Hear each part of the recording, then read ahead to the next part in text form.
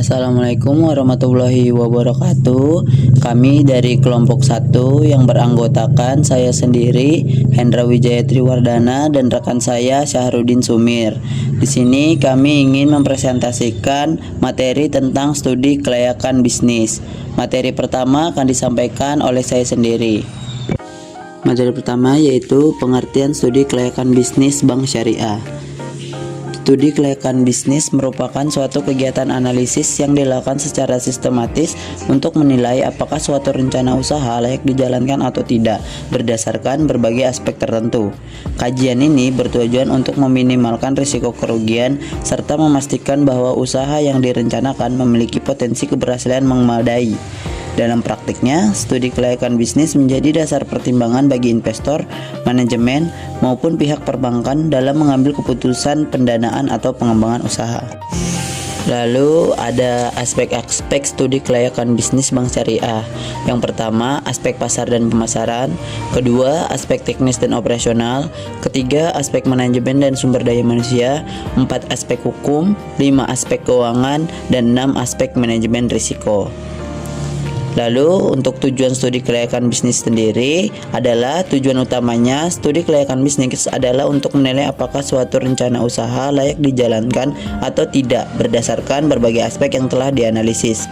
Studi ini membantu pihak manajemen dan investor dalam mengambil keputusan yang rasional dan terukur sebelum menginvestasikan modal dalam jumlah besar.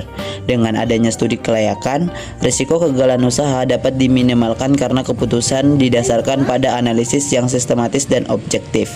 Dalam konteks perbankan syariah, studi kelayakan bertujuan memastikan bahwa pendirian atau pengembangan bank tidak hanya menguntungkan secara finansial, tetapi juga sesuai dengan prinsip-prinsip syariah. Bank syariah harus mematuhi ketentuan regulasi yang ditetapkan oleh otoritas jasa keuangan, serta memastikan seluruh produk dan operasionalnya sesuai dengan fatwa Dewan Syariah Nasional Majelis Ulama Indonesia. Dengan demikian, studi kelayakan berfungsi sebagai alat kontrol awal dalam menjaga kepatuhan hukum dan syariah. Untuk materi selanjutnya akan disampaikan oleh rekan saya Syahrudin Sumir. Kepadanya saya persilakan. Baik, selanjutnya saya akan melanjutkan materi, yaitu manfaat studi kelayakan bisnis.